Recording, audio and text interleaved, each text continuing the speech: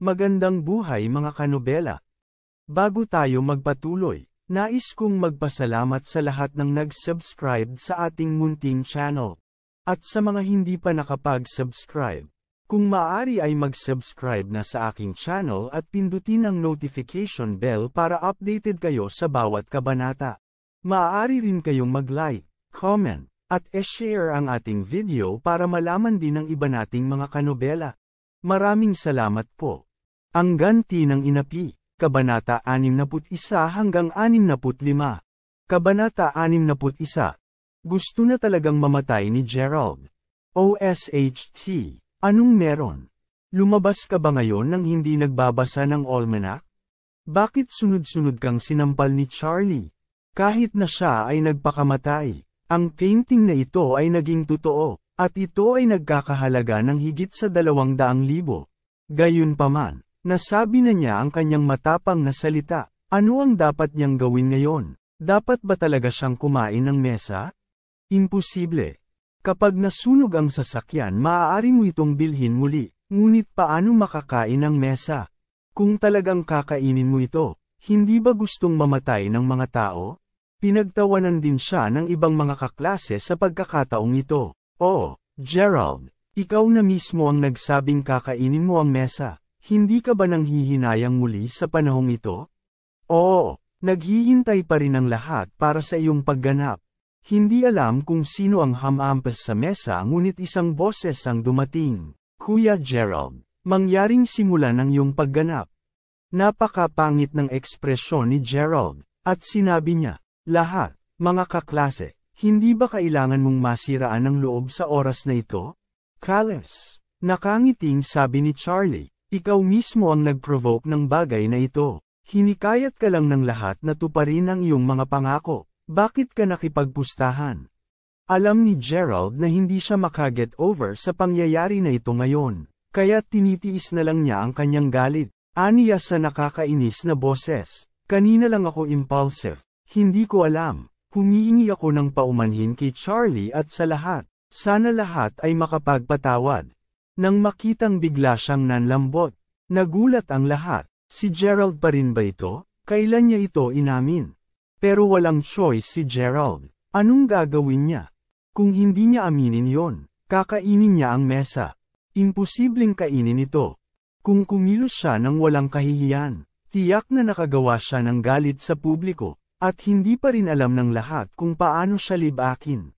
Sa makatuwid, ang tanging paraan sa ngayon ay ang aminin ang pagkakamali, at pagkatapos lamang ay malalampasan niya ang sagabal na ito. Sure enough, as soon as he admitted, some classmates said, "Naku, hindi madali para kay Gerald na aminin ang pagkakamali niya at humingi ng tawad." At saka, imposibleng pilitin talaga ng lahat ang iba na kumain ng mesa, kaya kalimutan na natin ito. Tama na yan, kalimutan mo na. Imposibleng kumain ng mesa. Walang nakain ng mesa. Simulan natin ito ng mabilis. Alam din ni Charlie na imposibleng kumain si Gerald sa hapag. Ngunit ngayong inamin na niya, naabot na ang kanyang layunin. Kung magpapanggap kang napipilitan, kailangan mong maglinis. Gayunpaman, hindi sapat para sa iyo na magpanggap na mapilit at mag-ayos ng ganito. Ito ay simula pa lamang. At may mas kaawa-awang naghihintay sa kanya mamaya. Kaya aniya, since Gerald has admitted his mistake and apologized, forget about eating the table. Ngayon ang araw kung kailan binuksan ang Stephen Hotel, kaya huwag magnakaw ng limelight. Nakahinga ng maluwag si Gerald. Ngunit sa kanyang puso, hindi siya makapaghintay na patayin si Charlie upang maibsan ang kanyang kaisa-isang puot. Hindi rin binalak ni Charlie na pakawalan siya. Nagpadala siya ng text message kay Doris Young. Sinong vice president ng kumpanya ang may apelyido na White, at ang anak niya ay si Gerald. Pakicheck para sa akin. Mabilis na sumagot si Doris Young. May isang vice-presidente na nagngangalang Young Hai White, at ang kanyang anak ay nagngangalang Gerald. Anong problema, Chairman? Ano ang utos mo? Sumagot si Charlie. Patumbahin mo siya at hayaan siyang umalis ngayon. Okay, sir. Hindi alam ni Gerald na natiwalag ang kanyang ama sa Embrand Group at dumaan sa proseso ng expulsion sa Embrand Group. Matapos madaig sa wakas ang spell ng pagsusugal, nakahinga siya ng maluwag, ngunit lihim niyang iniisip na kailangan niyang maghanap ng pagkakataon para makapaghiganti kay Charlie. Kabanata 62. Higit sa lahat, kailangan niyang gumawa ng paraan para maibalik ang kanyang dignidad sa harap ng kanyang mga kaklase. Kung hindi, pagkatapos nabugbugin ni Charlie ng 2 beses na sunod-sunod, paano siya magpapanggap na mabigat sa harap ng mga kaklase sa hinaharap? Nang hindi niya alam kung paano ibabalik ang kanyang katayuan, may biglang ingay sa pintuan ng hotel. Napatingin ang lahat sa gilid. Nakita nila ang isang grupo ng masasamang kabataan na nagmamadaling pumasok. Lahat sila ay nakatato. May hawak na baseball bat, yellow na mga tubo ng tubig, at iba pa. Mukha silang hindi komportable sa unang tingin. Nang makita ang gayong grupo ng mga taong nagmamadaling pumasok, nagbago ang ekspresyon ng lahat, lalo na sina Stephen at Lily, ang kanilang mga mata na puno ng takot. Nang pumasok ang ulo ng may peklat na mukha, inilibot muna niya ang paningin sa paligid ng bulwagan. Pagkatapos ay itinuro si Stephen, at nakangiting sinabi, "Boss, huwag kang mag-hello ng maaga para sa ganoong kalaking negosyo. Minamaliit mo ba kami?" Mapatla ang mukha ni Lily, ngumiti siya, at sinabing, "Anong ginagawa niyo?" Bago ang pagbubukas, narinig ni Lily na may mga taong nangongolekta ng mga bayarin sa proteksyon. Ang huling may-ari ng restaurant na ito ay sinabi na sinira ng mga gangster na ito at kailangang ilipat ang tindahan na ito dahil sa pangangailangan. Gayunpaman, nadama ni Lily na, sa isang maliwanag na mundo, ang mga itim na taong iyon ay maglalakas loob pa rin bang kumuha ng pera sa sikat ng araw. Kaya naman napanalunan niya ang lugar na ito sa murang halaga at handa siyang pamahalaan ito. Sa hindi inaasahang pagkakataon, pagkabukas pa lang, ang mga taong ito mula sa komunidad ay pupunta rito.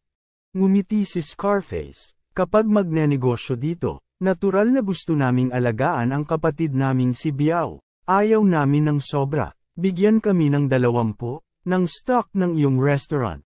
Sa hinaharap, kung may mangyari sa iyo dito, sasakupin natin ito." Pagkatapos noon, malamig na sinabi ni Scarface, "Kung hindi mo ito ibibigay, huwag mo akong sisihin sa pagiging magalang. Kailangan mong isara ang pinto ngayon." Nang marinig ang presyong ito, parehong napabuntong hininga sina Stephen at Lily. 20% ng mga pagbabahagi ay kinakailangan para sa isang subo. Ito ay daylight grabbing. Bigyan ka ng 1 minuto para pag-isipan ito.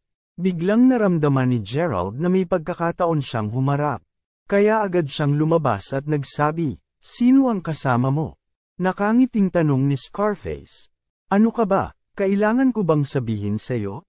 Humalakhak si Gerald at sinabing, "Sabihin mo, may contacts ang tatay ko sa Black and White sa Ores Hill. Tatawagan mo ang pinuno ng development zone at magtanong." Tiningnan siya ni Scarface na may kaunting takot, at pansamantalang sinabi, "Kilala mo ba ang mga pinuno ng development zone?" "Siyempre," malamig na sabi ni Gerald, "lumabas ka kung ayaw mong mamatay." Kumunat ang noo ni Scarface at sinabing, "Well, kung makakahanap ka ng makakausap, hindi ako pupunta sa tindahang ito sa hinaharap, pero kung hindi mo ito mahanap, huwag mo akong sisihin sa pagiging bastos ko sa'yo." Kinakabahang sinabi ni Lily, "Kuya Gerald, pakiusap, makipag-ugnayan sa amin." Napangiti ng mahina si Gerald at sinabing, "Huwag kang mag-alala. Tatawagin ko ang mga pinuno ng development zone. May mga project din ang Embrand Group sa development zone, at ang ama ni Gerald ang namumuno, kaya ang development zone leader ay maraming contact sa kanyang ama. At kilala rin niya si Gerald."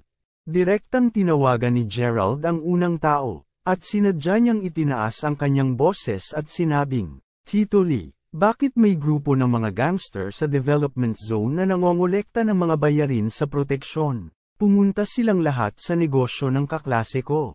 Sandaling natigilan, at sinabing, "Umalis ka, ano ang problema?"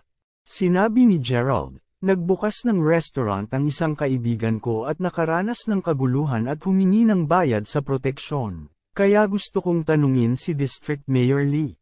Ang kabilang dulo ay nagmuni-muni sandali, at sinabi ng may bahagyang kahihiyan. Ikinalulungkot kong umalis. Wala akong pakialam sa mga sinabi mo. Nasa meeting ako ngayon, kaya ibababa ko na ang tawag.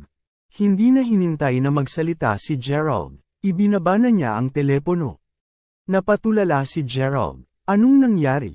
Hindi ba't palaging niloloko ni District Mayor Lee ang kanyang ama? Umaasang makakuha ng mas maraming puhunan mula sa Emgrand Group. Bakit hindi siya nakinig ngayon?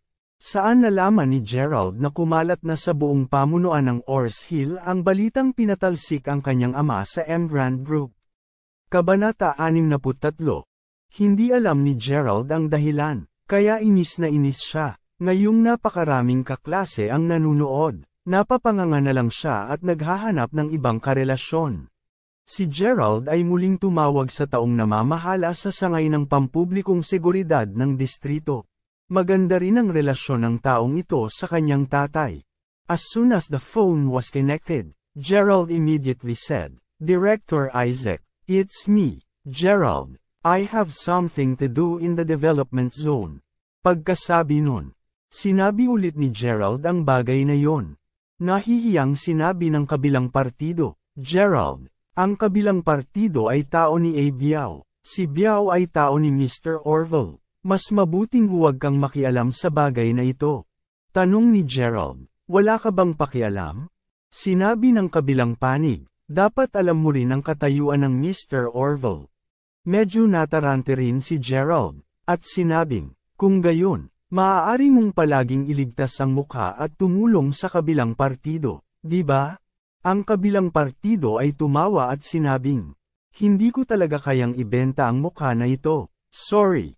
Nagalit si Gerald at sinabing, "Isaac, I remember that you still want Emgrand Group to donate a batch of police cars to your branch. Ayaw mo ba?" Ang kabilang partido ay walang sinabi sa kanya, at malamig na sinabi, "Gerald, ang iyong ama ay pinatalsik mula sa Emgrand Group. Hindi mo ba alam?" Expo. Kailan ito nangyari? Kalahating oras na ang nakalipas. Sinabi ng kabilang partido, at pagkatapos ay nagsabi, "Maaari mong alamin ito ng mag-isa bago magsalita." Pagkatapos magsalita, ibinaba ang telepono. Nakita siya ni Scarface na natigilan, at sinabing may panunuya. "Bakit? Wala kang mahanap?" Babuka na sana ni Gerald ang bibig niya para magsalita, pero sa hindi inaasahang pagkakataon, sinampal siya ni Scarface sa mukha, at nauntog si Gerald. Natamba ang lamesa at upuan. Nagkagulo ang mga nanunood. Mapatla ang mukha ng lahat, ngunit walang nang ahas na humakbang para pigilan ang Scarface na ito. "Naglakas loob ka bang saktan ako?" Tinak pa ni Gerald ang mukha, bakas sa mapatla nitong mukha ang matinding galit. "Anong masama kung sinaktan kita?" Ngumiti si Scarface. At muling sinipa ang tiyan ni Gerald. Sinipa si Gerald sa lupa, at ang sumunod ay isang marahas na pambubugbog. Napasigaw si Gerald nang mabugbog siya, ngunit sa sandaling ito, walang makakatulong sa kanya. Pagkaraan ng ilang sandali, si Gerald ay pinalo sa ulo na parang isang baboy. Ang kanyang mukha na puno ng dugo ay mukhang kakilakilabot. Takot si Gerald na bugbugin, umiiyak at nagmamakaawa. Kuya, mali ako. Mangyaring itigil ang pagpalo." "Mali," malamig na sumagot si Scarface. "Well, just do it. Nagpapanggap kang mapilit sa akin. Kung hindi kita papatayin, paano tayo magkakasundo?" Pagkatapos magsalita, batiin ang iba, "Damn, bigyan mo ako ng matinding hit." Agad na sumugod ang isang tao, sinuntok at sinisipa si Gerald. Binasag pa siya ng ilang tao gamit ang baseball bat. Grabe ang eksena. Nang makitang si Gerald ay binugbog hanggang mamatay, naglakad si Scarface sa harapan ni Stephen sa oras na ito, at malamig na nagbanta, "Nagkunwari ang kaibigan mo na mapilit sa akin. Ang orihinal na 20, ay naging 40 na, kung hindi ka pumayag, ang kanyang kapalaran, ay naghihintay din sa'yo." Natarante si Stephen. Pero kung nasayang niya ang 40 ng kanyang shares sa isang pagkakataon, hindi ba siya magiging part-time job holder para sa gang na ito?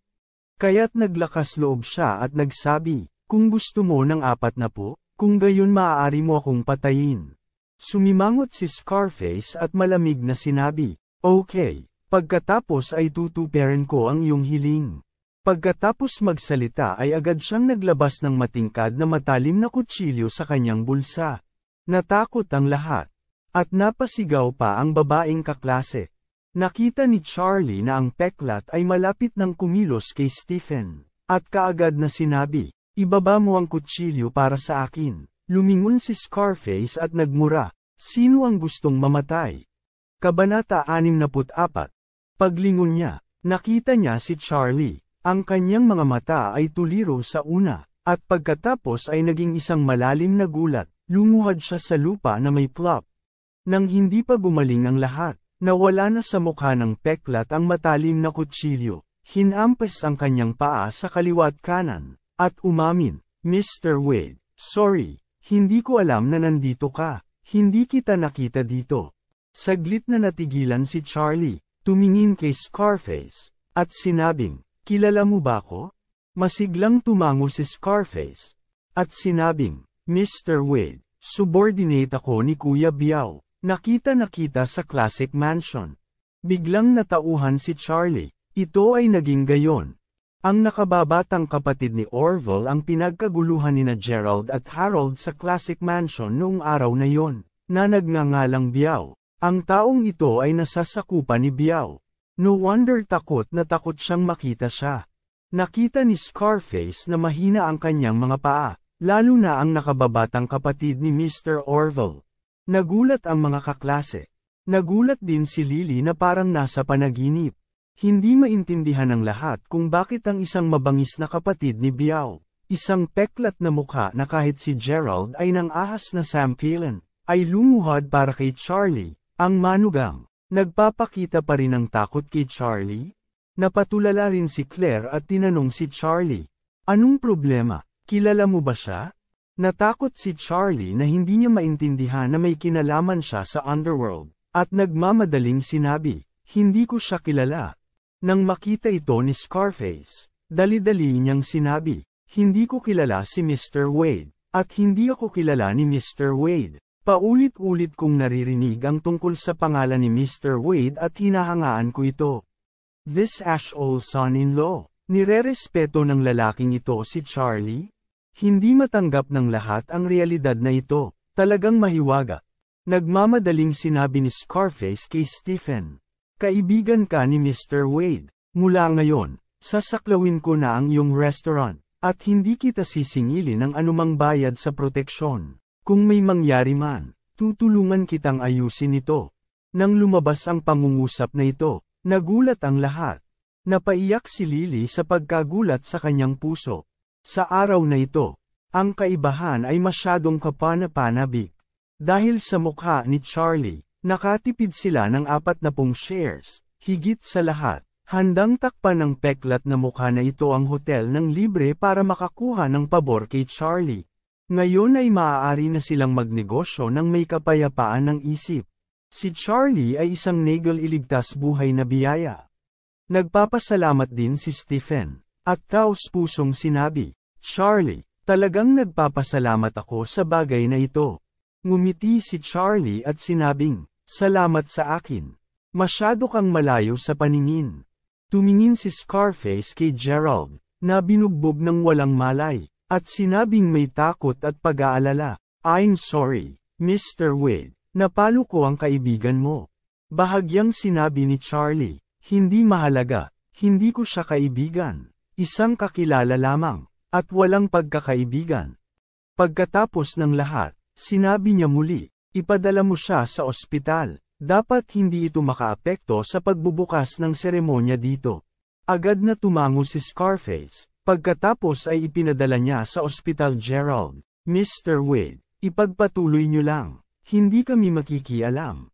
Nang matapos ang pagsasalita, dali-dali niyang binati ang mga kapatid. Binuhat ang walang malay na si Gerald, at nagmamadaling umalis. Lahat ay tumingin sa mga mata ni Charlie, mula sa paghamak hanggang sa pagtataka, mula sa pagkagulat hanggang sa pagkamangha.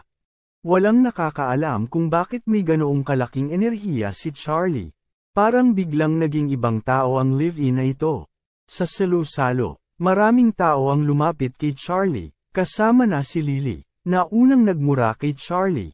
Sinasamba na ngayon ni Lily si Charlie bilang isang tunay na Diyos, at patuloy niyang ipinahayag ang kanyang pasasalamat at nag-alok pa ng permanenteng libreng bayarin. Hindi ito pinansin ni Charlie, binigyan lang niya ng mukha si Stephen, at medyo problema ito para kay Stephen. Pero sa mata ng iba, medyo magical ang ginawa niya ngayon. Nais malaman ng lahat kung ano ang nangyari sa manugang na ito na kumain ng malambot na kanin. Kabanata 65. Masyado ring curious si Claire sa nangyari ngayon. Una, ang BMW 520 ni Charlie. Bakit sa mundo ay doble ang bilis nito kaysa sa BMW 540 ni Gerald?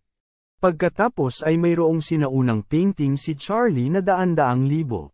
At saka, bakit kilala ni Charlie ang mga tao sa underworld, at ang mga tao ay nagbibigay sa kanya ng maraming mukha?